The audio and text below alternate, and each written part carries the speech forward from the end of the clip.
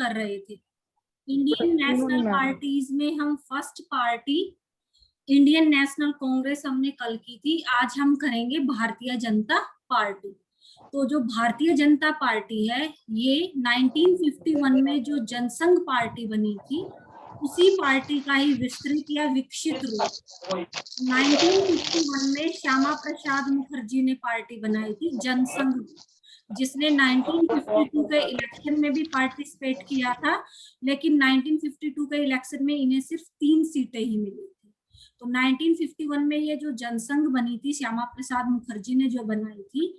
उसी जनसंघ ने, और दूसरी सबसे मेन चीज ये जो जनसंघ पार्टी थी यही वो पार्टी थी जिसने 1977 में पहली सेंटर में गैर कांग्रेसी सरकार आई थी, तो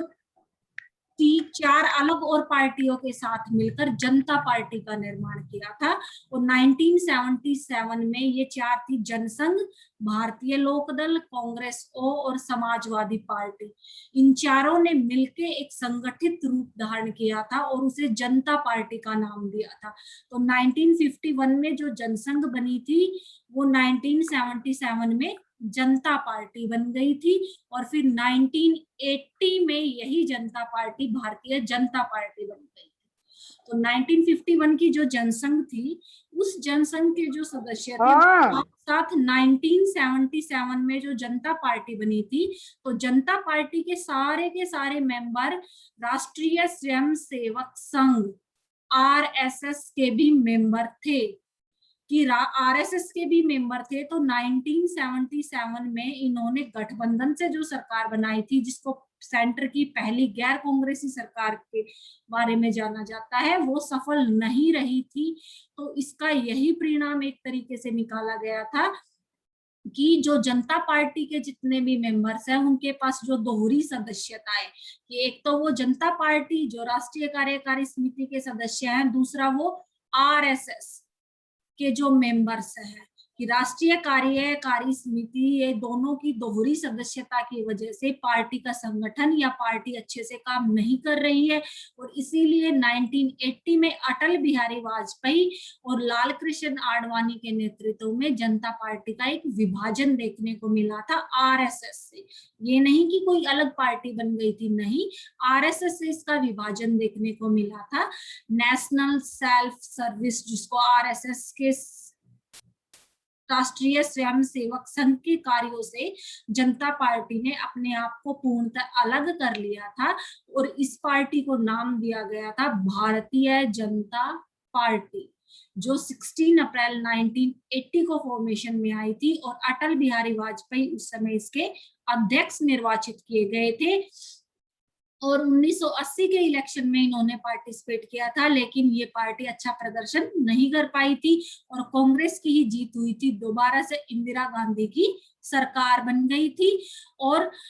24 अप्रैल 1980 को इस पार्टी को नेशनल पार्टी के रूप में इलेक्शन कमीशन ने मान्यता प्रदान की थी और इसे एक स्थायी चुनाव चिन्ह कमल का फूल प्रदान किया था। जब 1951 में जो जनसंघ बनी थी ना, जिसने फर्स्ट इलेक्शन 1952 में पार्टिसिपेट किया था, तो उसका चुनाव चिन्ह दिए का निशान था और उसी के निर्भर पर वो 77 तक इलेक्शन चल रहा था। फिर 77 में जब 4 पार्टियों के गठबंधन से जनसंघ जनता पार्टी का रूप ले लिया था,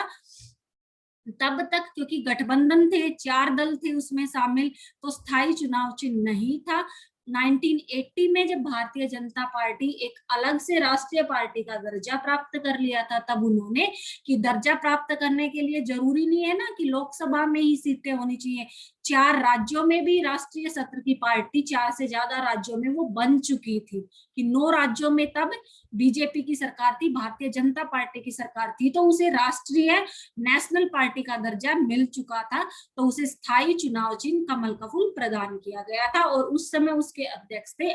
अटल बिहारी वाजपेयी। अब हम बात करते हैं वर्तमान की। तो वर्तमान में बीजेपी के अध्यक्ष हैं जेपी नड्डा। बेटा बुक से नहीं रटना, आपकी बुक में श्री अमित शाह है, तो अमित शाह नहीं है। अमित शाह अब हमारे गृह मंत्री हैं। तो पार्टी का अध्यक्ष अमित शाह जब गृह मंत्री बन गए तो पार्टी का अध्यक्ष बनाया गया था जेपी नड्डा। तो इस पार्टी का कि भारतीय जनता पार्टी का वर्चस्व हमें देखने को मिलता है 1980 से। तो 1980 के इलेक्शन में भी अच्छा नहीं कर पाई थी। उसके बाद 84 के इलेक्शन में भी बीजेपी को सिर्फ 2 सीटें मिली थी। उसके बाद 89 के इलेक्शन में भारतीय जनता पार्टी ने सबसे बड़ा मुद्दा उठाया था, मंदिर विवाद का मुद्दा, और इसे लेकर आडवाणी ने यात्रा भी की थी अयोध्या से लेके पूरे, मतलब पूरा यूपी और पूरे, उन्होंने कहा था पूरे उत्तर भारत की जो रथ यात्रा की जाएगी, लेकिन उनकी रथ यात्रा को रोक दिया गया था। तो इन पार्टी का स्टार्टिंग में चुनाव में प्रदर्शन इतना अच्छा नहीं था, लेकिन 1996 में पहली बार जब 11वीं लोकसभा के चुनाव हुए थे, तब यह पार्टी एक बड़े दल के रूप में उभरी थी और इसने 161 सीटें प्राप्त की थी।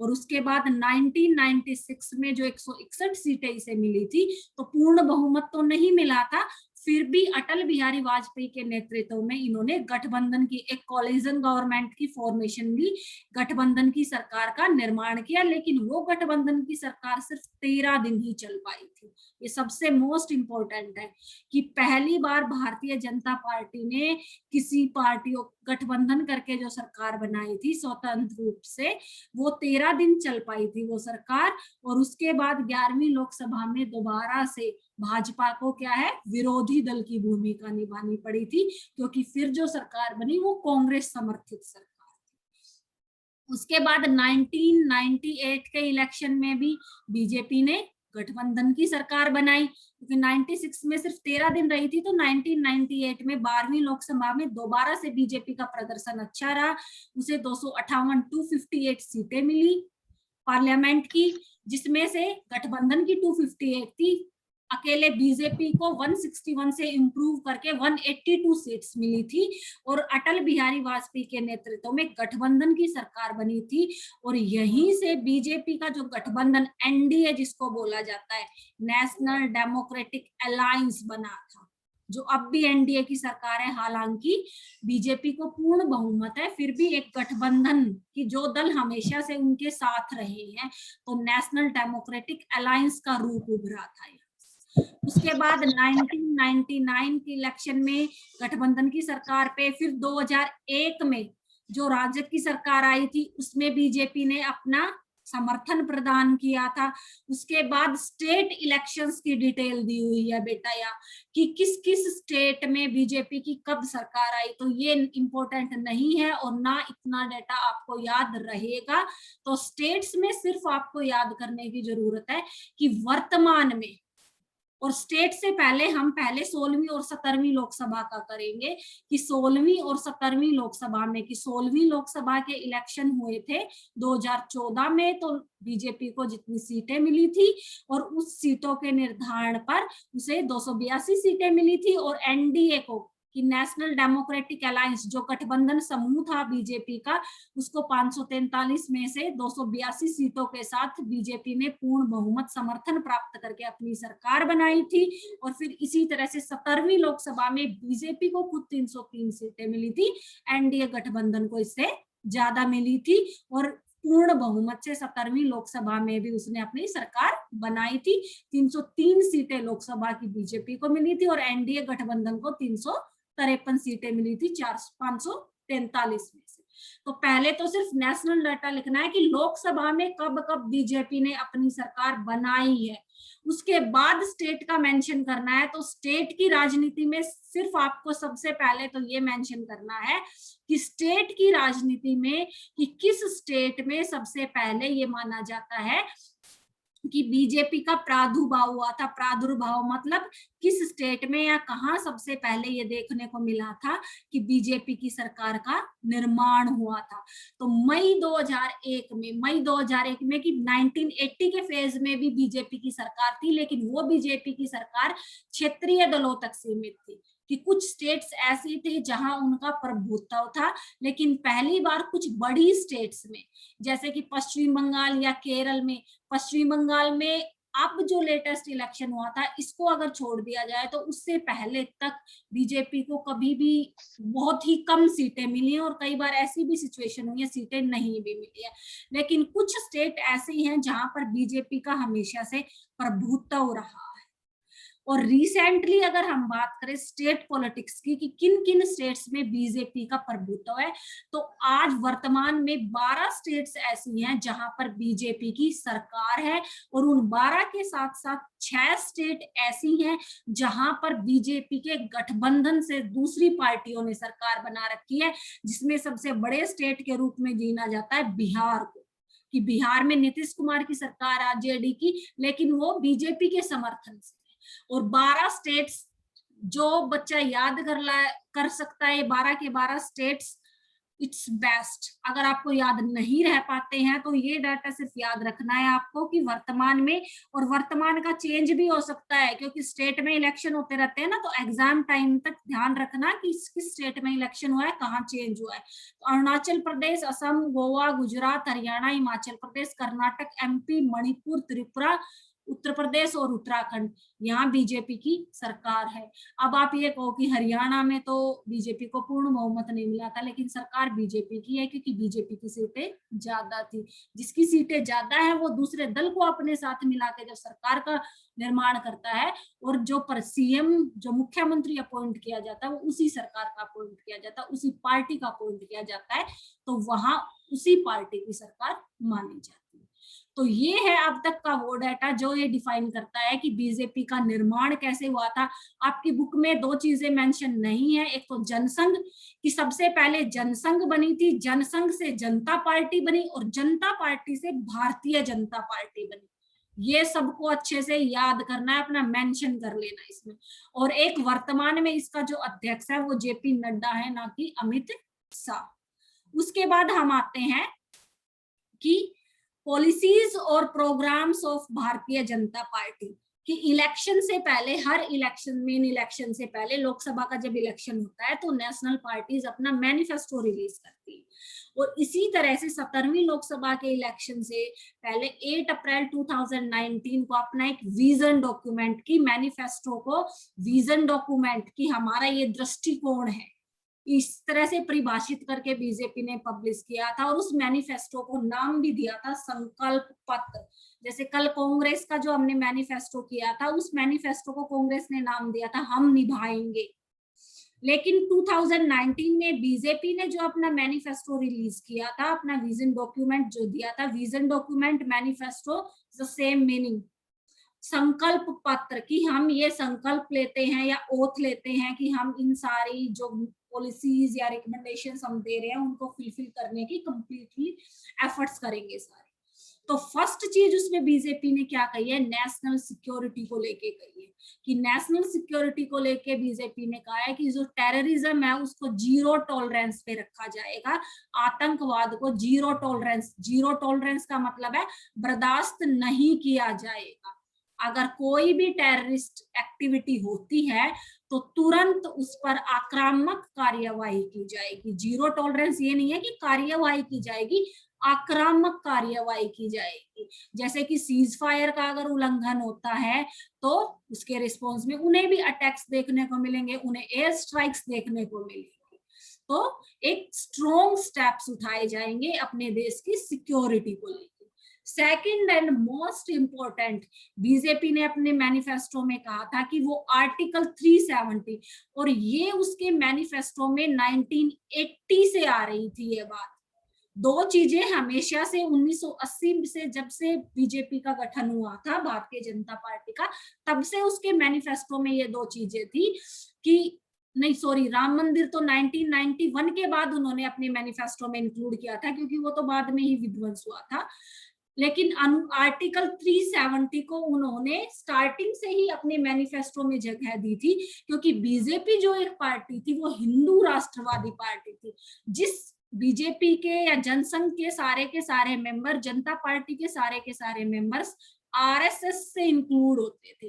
कि राष्ट्रीय स्वयं सेवक संघ जो संस्था होती थी उसके जो नेता होते थे, वहां से जो प्रशिक्षण प्राप्त करते थे, वही व्यक्ति बीजेपी की सदस्यता ग्रहण करते थे। कि ये माना जाता था कि आरएसएस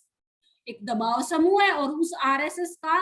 राजनीतिक दल है बीजेपी। तो हमेशा से वो हिंदू विचारधारा है, हिंदू राष्ट्रवाद पर निर्भर था, कि वो इसी दृष्टिकोण या इसी पहलू पर निहित था कि हिंदू राष्ट्र की स्थापना करनी, और इसी मुद्दे को लेकर उन्होंने हमेशा से अपनी मैनिफेस्टो में इंक्लूड किया था कि वो आर्टिकल 370 को अबोलिश करेंगे, आर्टिकल 370 को समाप्त करेंगे, और ये कार्यवाही 2019 में की गई थी। जम्मू कश्मीर से आर्टिकल 370 और 35A दोनों खत्म कर दिए। आर्टिकल 370 में तो क्या था, जम्मू कश्मीर का एक अलग संविधान या स्वायत्ता दी गई थी, जम्मू कश्मीर को दूसरे स्टेट्स के इक्विवेलेंट नहीं रखा गया था। वहां पे भी एक विधानमंडल थी, मुख्यमंत्री होता था, उसकी मंत्री परिषद होती थी, लेकिन फिर भी उस स्टेट को स्पेशल प्रेफरेंसेस थी, उनका संविधान था, झंडा था, और बहुत सारी प्रेफरेंसेस थी। और आर्टिकल 35A क्या रिलेट करता था, आर्टिकल 35A था वहां का प्रॉपर्टी लॉ, कि वहां का प्रॉपर्टी लॉ क्या कहता था कि अगर हम वहां जाके रहते हैं, कि अगर हम वहां के गैर स्थायी निवासी है, हमारा वहां के नागरिक के रूप में पंजीकरण नहीं है, हमारा स्थायी पता नहीं है जम्मू कश्मीर, तो हम वहां जमीन नहीं खरीद सकते थे। और इसी तरह से जम्मू कश्मीर की जो लड़कियां होती थी, वो अगर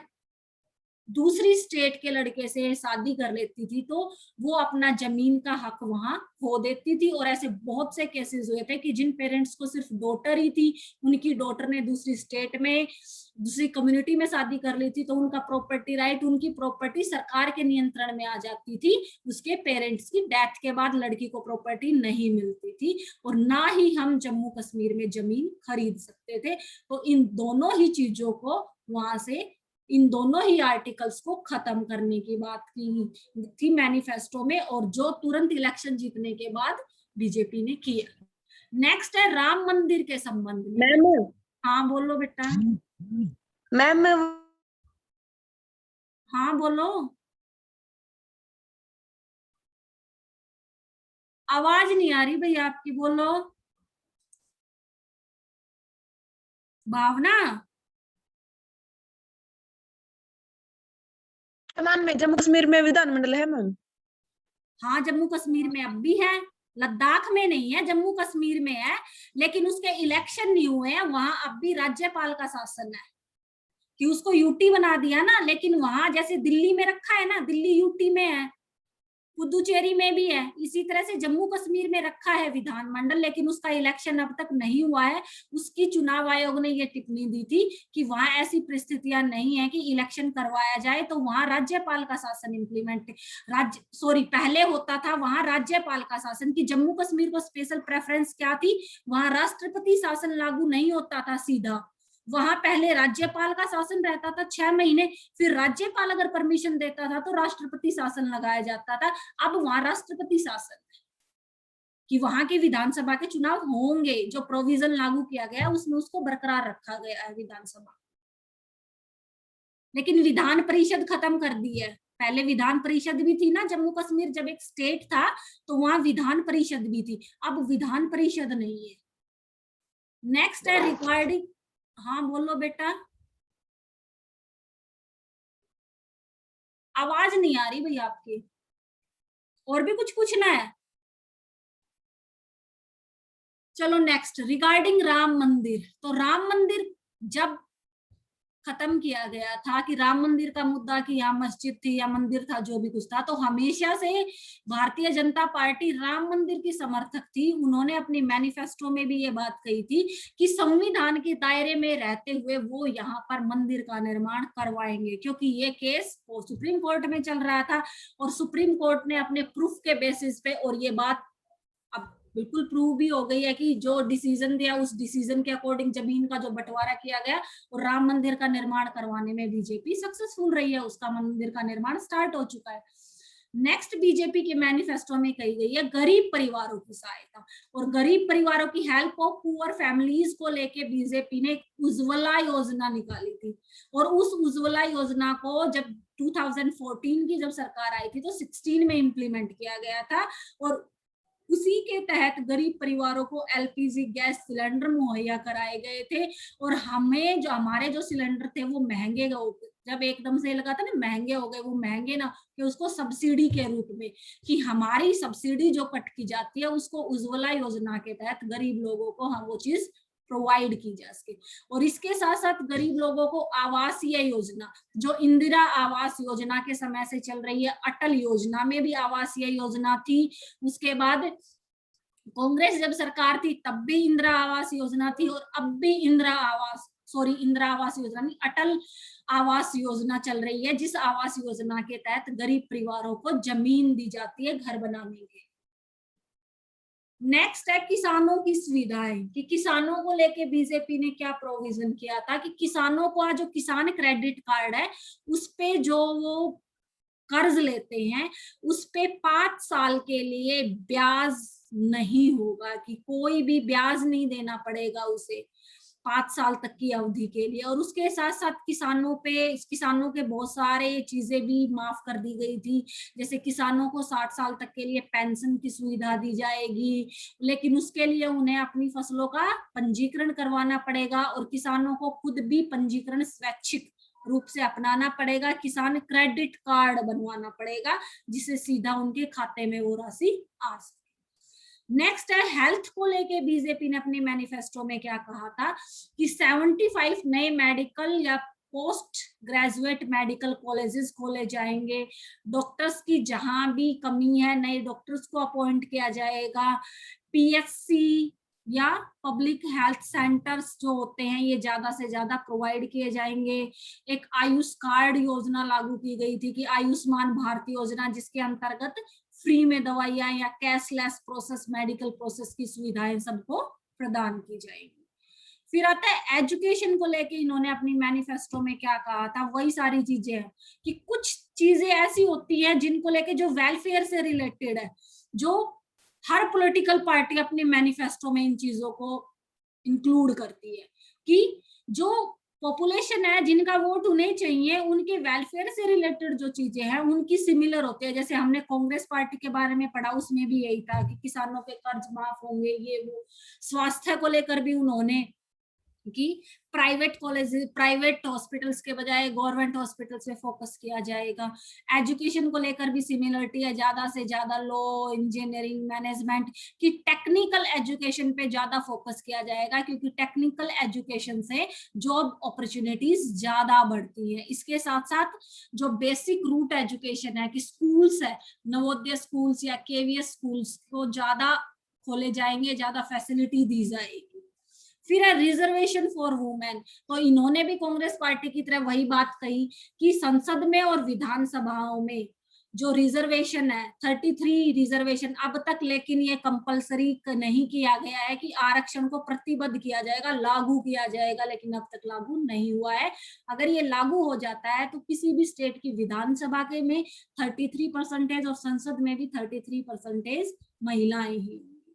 नेक्स्ट है uniform civil code and citizenship amendment, ये कांग्रेस पार्टी में नहीं था। यूनिफॉर्म सिविल कोड या सिटीजनशिप संशोधन क्या है, पहले भारत की नागरिकता प्राप्त करने के लिए अगर कोई विदेशी है, दूसरे देश से आया, वो भारत की नागरिकता प्राप्त करना चाहता है तो उसे 7 साल तक, लेकिन वो अवधि बढ़ाकर 10 साल कर दी गई है। इसके साथ साथ अगर पड़ोसी देश से, जैसे कि एक एनआरसी का मुद्दा था ना, NRC national register of citizens, जो असम में लागू किया था, वो किस लिए लागू किया था, और उसी के तहत पूरे के पूरे इंडिया में हमारे जैसे ये फैमिली आईडी बन रही है ना, फैमिली आईडी आधार कार्ड के बेसिस पे बन रही है, और फैमिली आईडी से क्या डिनोट कर रहा है, कि ये आइडेंटिफाई कर रही है गवर्नमेंट कि हमारा ओरिजिनली, कि हम हेरिडिटली या ओरिजिनली हम इसी जगह से बिलोंग करते हैं, हम कहीं दूसरे स्टेट, दूसरे कंट्री से नहीं आए हैं, ना हम शरणार्थी हैं ना। भैया आप अपना है ना नेटवर्क चेक करो बेटा, बाकी सबको भी नहीं आ रही आवाज? नो मैम आ रही है, अच्छी तरह से आ रही है। आप आ रही है नेटवर्क चेक करो बेटा,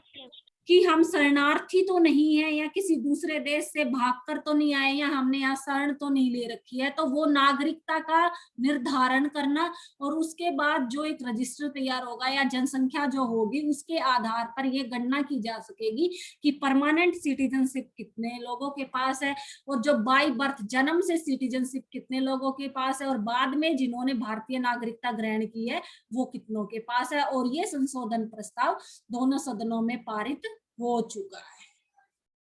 कि संस्कृति सभ्यता के आधार पर अलग डिनोशन हो सके कि अल्पसंख्यक कौन है। जैसे कि नागरिकता कानून पारित किया है ना बीजेपी सरकार ने, जिस नागरिकता कानून के तहत 5 स्टेट्स को डिनोट किया था, अफगानिस्तान, पाकिस्तान, बांग्लादेश, इन सब में मुसलमानों को छोड़कर जो दूसरी कम्युनिटी है, क्योंकि ये मुस्लिम कंट्री है, यहाँ मुस्लिम अल्पसंख्यक नहीं है। इन कंट्रीज में यहाँ हिंदू या फिर दूसरी कम्युनिटीज अल्पसंख्यक है, तो वहां उन देशों से जो नागरिक यहाँ आए हैं 7 या 10 साल से जो रह रहे हैं, उन्हें भारतीय नागरिकता प्रदान की जाए। नेक्स्ट है रेलवे और रोड, जो बेसिक नेसेसिटी है कि रेलवे और रोड से रेलिवेंट एक सबसे बड़ी चीज आती है, ये जो है ना ग्रामीण रोड का जो निर्माण है वो अटल योजना के तहत किया गया था कि बीजेपी की सरकार ही वो पहली सरकार थी जिन्होंने हर छोटे बड़े गांव को शहरों से जोड़ा था, क्योंकि पहले गांव कच्चे रोड से बने हुए थे कि पक्के रोडों का निर्माण उन्होंने किया था। और इसी चीज को फोकस रखते हुए बीजेपी ने अपने मैनिफेस्टो में कहा था कि रेलवे, जैसे बुलेट ट्रेन का प्रोजेक्ट चल रहा है मेट्रो के बाद, या फिर दूसरी मेट्रो को ज्यादा दूर तक स्प्रेड करने का चल रहा है, या नेशनल हाईवेज जो है उनसे से ज्यादा एरिया को कवर करने का। नेक्स्ट है reservation for economic weaker section, कि जैसे कि रिजर्वेशन दिया गया है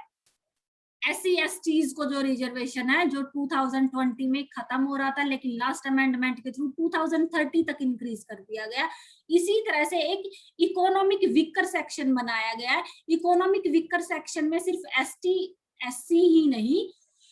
किसी भी कास्ट का पर्सन जो इकोनॉमिकली उसकी वीक कंडीशन है, तो 10% रिजर्वेशन इन लोगों के लिए भी रखा गया है कि जनरल कैटेगरी में अगर कोई बिलोंग करता है लेकिन उनकी इकोनॉमिक आर्थिक स्थिति बहुत कमजोर है, वो बच्चे पढ़ नहीं सकते या फिर फॉर्म अप्लाई नहीं कर सकते, फीस बहुत ज्यादा होती है, तो उनके लिए एक स्पेशल सेक्शन है, ये इकोनॉमिक EWS की कैटेगरी बनाई गई है, जिसको 10% रिजर्वेशन दिया गया है सब फील्ड्स में, हायर एजुकेशन में भी, सरकारी नौकरियों में। नेक्स्ट है एम्प्लॉयमेंट, की एम्प्लॉयमेंट सेक्टर को इंक्रीज किया जाएगा और इसी के तहत प्रधानमंत्री रोजगार योजना लागू की जाएगी, जो ज्यादा से ज्यादा लाभार्थियों को रोजगार प्रदान करेगी। इसमें डाटा दिया हुआ है, याद हो जाता है तो ठीक है बेटा, वरना कंफ्यूज होने की या गलत लिखने की कोशिश मत करना। नेक्स्ट है organisation of national business commission, की राष्ट्रीय व्यापार आयोग, की राष्ट्रीय व्यापार आयोग बीजेपी की एक नई पहल थी। जैसे 16 के इलेक्शन से पहले बीजेपी ने मैनिफेस्टो में योजना आयोग की जगह नीति आयोग का वर्णन किया था कि नीति आयोग जो होगा उसमें स्टेट के मिनिस्टर्स या उनकी कैबिनेट भी ओपिनियन दे सकती है। इसी तरह से एक नेशनल बिजनेस कमीशन होगा कि बड़े बड़े ये जो बिजनेसमैन है ना, उनको गवर्नमेंट से अप्रूवल लेने के लिए या इंडिया की प्रोग्रेस में वो कितना रोल प्ले कर रहे हैं, उनका टैक्स वगैरह या उनको क्या रूल रेगुलेशंस फॉलो करने पड़ेंगे, और वो डायरेक्ट अपना उत्पादन है या जो भी प्रोडक्शन है उसको एक्सपोर्ट कैसे कर सकते हैं, निर्यात कैसे कर सकते हैं, उसके लिए इस कमीशन का गठन किया गया था। और इसी कमीशन की देखरेख में ईज ऑफ डूइंग बिजनेस की प्रोविजन आया था कि ईज ऑफ डूइंग बिजनेस था कि ज्यादा से ज्यादा विदेशियों को इस तरीके से प्रभावित करना कि इंडिया में व्यापार करना इजी है सरकार से, क्योंकि कोई भी व्यापारी जब अपना व्यापार एस्टेब्लिश करता है, किसी को अगर फैक्ट्री भी एस्टेब्लिश करनी पड़ती है, मे बी इवन स्कूल भी एक तरीके से उसी कैटेगरी में है जो प्राइवेट स्कूल्स वगैरह है, तो एफिलिएशन लेनी पड़ती है गवर्नमेंट से। तो व्यापार से संबंधित, बिजनेस से संबंधित इस एफिलिएशन का, इंपोर्ट का, एक्सपोर्ट का, या फिर सारी जो सुविधाएं, जैसे दुकानदारों को, जैसे किसानों के लिए था ना, किसान अपने फंड में किसान कार्ड जब बनवाएंगे 60 साल तक पेंशन का प्रोविजन, इसी तरह से दुकानदारों के लिए भी प्रोविजन किया गया था, इस चीज का वर्णन था। नेक्स्ट है बेसिक स्ट्रक्चर। बेसिक स्ट्रक्चर में वो सारी की सारी योजनाएं और वो सारे के सारे स्टार्टअप, जैसे एक वर्ड आप सुनते हो स्टार्टअप वर्ड रिसेंटली बहुत सुनने को मिलता है कि स्टार्टअप क्या है, कोई भी एक नए काम की शुरुआत, जैसे कि फूड डिलीवरी का बिजनेस था, आज से 10 साल पहले फूड डिलीवरी, होम डिलीवरी किसी चीज कितनी पॉसिबल नहीं थी, आज बहुत सारी ऐसी मतलब एप्स के थ्रू हम ऑर्डर कर देते हैं, हमें फूड होम डिलीवरी मिल जाती है, और जहां जिस जगह का हम फूड चाहें वहीं से मिल जाता है। कि वो फूड डिलीवरी कंपनीज क्या करती हैं, आप जिस जगह से लेना चाहोगे वहीं से वो चीजें लेके आके आपको घर तक पहुंचाएगी। तो वो एक स्टार्टअप था कि डिलीवरी के लिए एक नया स्टार्टअप। इसी तरह से नए नए व्यवसायों को अपना डिपेंडेंट बनाने के लिए, पॉपुलेशन को ज्यादा से ज्यादा नए स्टार्टअप खोलने के लिए, एंटरप्रेन्योर बनने के लिए गवर्नमेंट सब्सिडीज देगी या फिर कुछ कंसेशन देगी। जैसे कोई भी बिजनेस जब एस्टेब्लिश होता है ना, तो नवीन बिजनेस जब होता है उसके स्टार्टिंग 3 इयर्स में जो टैक्स का प्रोविजन होता है या जो उन्हें सरकार को पे करना पड़ता है उसकी राशि, और जो बिजनेस बहुत लंबे टाइम से बिल्कुल एस्टेब्लिश है, स्थापित है, उनकी राशि में बहुत बड़ा अंतर है। नेक्स्ट है वाटर मैनेजमेंट। और वाटर मैनेजमेंट का एस्पेक्ट किया था मोदी ने 2016 में एनवायरमेंट कॉन्फ्रेंस जब उन्होंने अटेंड की थी। तो एनवायरमेंट कॉन्फ्रेंस से लेके कि ग्लोबल वार्मिंग कितना अफेक्ट कर रही है और ये हमें बहुत प्रभावित कर सकते हैं, और उसी बेसिस पे इंडिया में गुड़गांव में सोलर प्लांट लगाया गया था सबसे पहले, एशिया का सबसे बड़ा सोलर प्लांट पैनल जिसको बोला जाता है। और उसी के बाद गांव में, शहरों में अब सबकी छत पे सोलर प्लेट्स देखने को मिलती है ना, कि हमारे यहाँ वो फैसिलिटी है कि सूरज की धूप पूरे ईयर की, जो मॉनसून होता है उस टाइम ड्यूरेशन में भी बहुत कम ऐसे दिन होते हैं तब सूरज ना निकले। तो उस चीज का बेनिफिट लिया जाए जिससे कि एनवायरनमेंट को बचाया भी जा सके। और इसी तरह से जल प्रबंधन को लेकर, जैसे बारिश का पानी एकत्रित किया जाए या नहरी पानी को वेस्टेज ना किया जाए, वो सारे प्रोविजंस लागू किए। फिर कुछ और सारे मैनिफेस्टो में जो बहुत सारी और कुछ चीजों का भी वर्णन था, जैसे सैन्य कार्यवाही में मारी गई सैन्य कर्मियों की विधवा के कल्याण को सुनिश्चित, कि विधवा के कल्याण को सुनिश्चित किया, जो फंड पैसा जो प्रोवाइड किया जाता है। और कई बार जैसे कि ऑन स्पॉट या मिलिट्री एरियाज में जहां पर वो रह रहे होते हैं वही डेथ होती है, तो उसकी वाइफ्स को वहां पे एज ए कॉन्ट्रेक्चुअल बेसिस और अगर परमानेंट बेसिस पे वैकेंसीज होती हैं और वो उन वैकेंसीज के अकॉर्डिंग एलिजिबल होती है तो एम्प्लॉयमेंट भी प्रोवाइड किया जाता है। नेक्स्ट है भारत में क्षेत्रीय असंतुलन। क्षेत्रीय असंतुलन बहुत ज्यादा है, नॉर्थ साउथ से बिल्कुल डिफर है, वेस्ट ईस्ट से बिल्कुल डिफर है, और उस क्षेत्रीय असंतुलन को खत्म करने की बात मैनिफेस्टो में की थी, लेकिन वो क्षेत्रीय असंतुलन इम्पॉसिबल लगता है एक तरीके से। फिर है निर्यात को दोगुना, कि हम ज्यादा से ज्यादा एक्सपोर्ट करें ना कि इंपोर्ट, कि खुद आत्मनिर्भर बने और दूसरों को भी वो चीजें पहुंचाए जिससे देश विकसित हो सके। नेक्स्ट फिर आता है 3 तलाक के विरुद्ध। 3 तलाक के विरुद्ध भी सबसे पहले किया गया था ये काम, कि मुस्लिम समाज में महिलाओं को न्याय दिलाने के लिए 3 तलाक का कानून अवैध घोषित कर दिया गया। ये भी उनके मैनिफेस्टो में इंक्लूड थी। फिर आता है प्रत्येक व्यक्ति को बैंक की सुविधा 5 किलोमीटर में, जैसे कहा जाता है ना प्राइमरी स्कूल विद इन 1 या 2 किलोमीटर में होना चाहिए। इंडिया में जो free and universalization of education के अंतर्गत फ्री एंड कंपलसरी एजुकेशन का जो प्रोविजन गवर्नमेंट ने इम्प्लीमेंट किया है, उसके तहत 1 या मैक्सिमम 2 किलोमीटर की बाउंडेशन में प्राइमरी स्कूल होना कंपलसरी है, एजुकेशन प्रोविजन में है ऐसा। लेकिन बहुत सारे स्टेट्स में कुछ एक्सेप्शनल केसेस देखने को मिलते हैं। उसी तरह से इन्होंने अपने मैनिफेस्टो में कहा था कि 5 किलोमीटर के दायरे में बैंक सुविधा भी प्रोवाइड करवाएंगे। कि मैनिफेस्टो की सारी बात होती है करवाएंगे, कि हम ये काम करेंगे अगर हम इलेक्शन में जीत जाते हैं तो। इसका मतलब ये मत समझ लेना कि ये सारी चीजें जो डिस्क्राइब कर रहे हैं ये बीजेपी ने की है। हाँ, कुछ चीजें मैनिफेस्टो की उन्होंने फुलफिल की हैं, लेकिन मैनिफेस्टो में उन सब बातों का वर्णन होता है जो वो कर रहेंगे या करना चाहते हैं। और लास्ट इनके मैनिफेस्टो में डिस्क्रिप्शन मिलता है राष्ट्रवाद के प्रति पूर्ण प्रतिबद्धता और देश की सुरक्षा के साथ कोई समझौता नहीं, जो फर्स्ट भी थी, जीरो टॉलरेशन ऑफ टेररिज्म, या फिर कोई भी देशद्रोह है या देश के साथ किसी भी तरह की ऐसी कार्यवाही करता है, चाहे इकोनॉमिकली करे वो, चाहे वैसे देश में कोई क्राइसिस लेके आने की घटना को प्रभावित करे, तो उसके विरुद्ध स्ट्रॉन्ग कार्यवाही की जाएगी, उसको नरम रवैया उसके प्रति नहीं रखा जाएगा। तो यहाँ पर हमारी भारतीय जनता